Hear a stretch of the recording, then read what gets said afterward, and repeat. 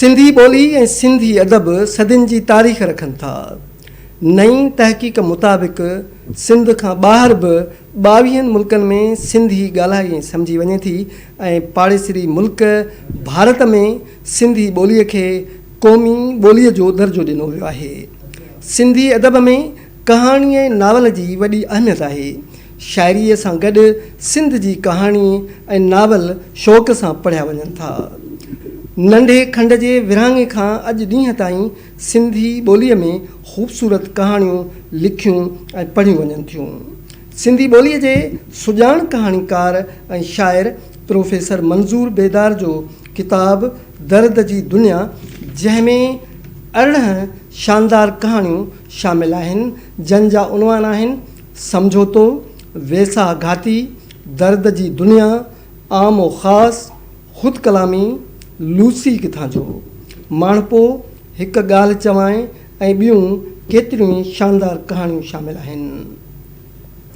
किताब दर्द जी दुनिया जी पधिराई वारी तक़रीब कल्चरल कॉम्प्लेक्स सखर जे डॉक्टर तनवीर अब्बासी हाल में थी।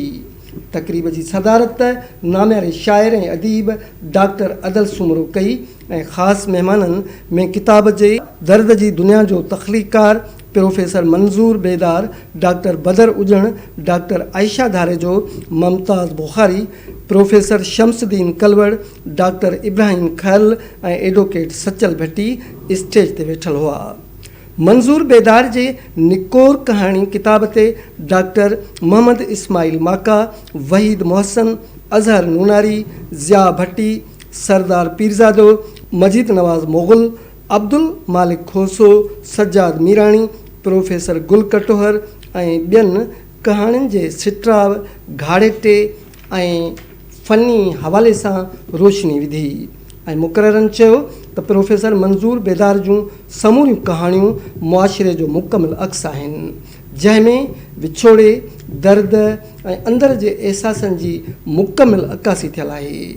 हीअ किताब सिंधी अदब में ज़रूरु जाइ वालारींदो ऐं किताब दर्द जी दुनिया बाबति नाम्यारनि अदीबनि पंहिंजी राय जो इज़हार कंदे चयो, मुंहिंजे ख़्याल में सिंधी कहाणी तरक़ी में आहे, अॻिते वधे पई ऐं हीअ नौजवान तमामु घणा सुठा कहाणीकार आया आहिनि। फिक्शन ख़ासि तौर ते नाविल तमामु घणा छपजनि पिया सिंधीअ में ऐं हीअ किताब बि उन ई सिलसिले जी हिकिड़ी कड़ी आहे। ऐं मंज़ूर बेदार जी हीअ कहाणी माना हिकिड़े समाजी हक़ीक़त निगारे जे हवाले सां जेके मुख़्तलिफ़ दाख़िली मसइला आहिनि, समाजी मसइला आहिनि, उन्हनि जी अक्कासी कनि थी पई ऐं हिकिड़ो बहितरीनु किताब आयो आहे। अॼु हुनजो हिते महूरत थियो ऐं सभिनी दोस्तनि तमामु सुठो ॻाल्हायो।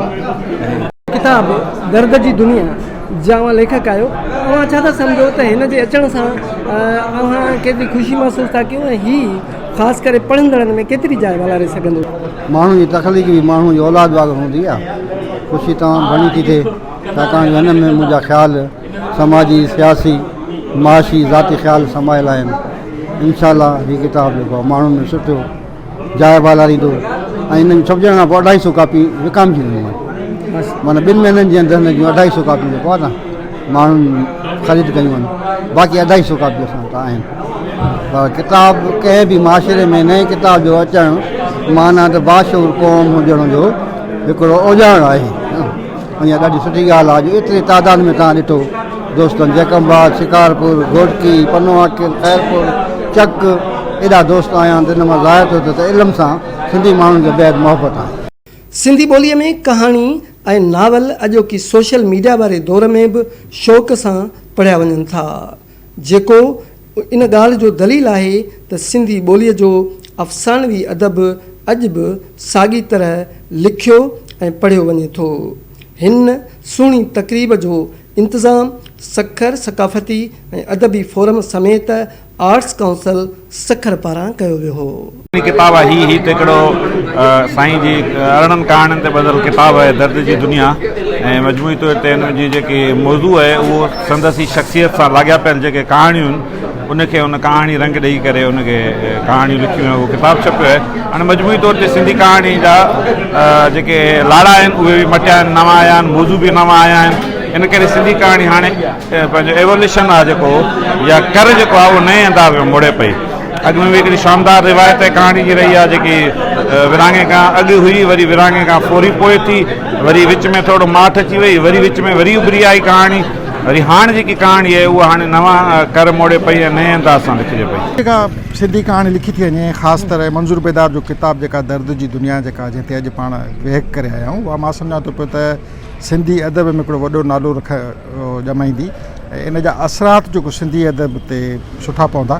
जेको नओं कहाणीकार आहे जेको कहाणी लिखण जी कोशिशि करे थो पियो, उन लाइ हिन किताब में शामिल कहाणियुनि जे ज़रिए नवां रस्ता ऐं जेके पेचरा हिनखे नज़र अचनि था पिया।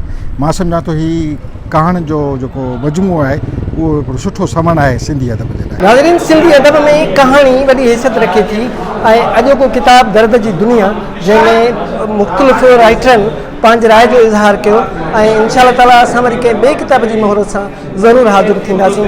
कैमरामैन इशफाक अब्बासी सां गॾु ख्वाजा ज़ुल्फ़कार, PTN न्यूज़, सखर।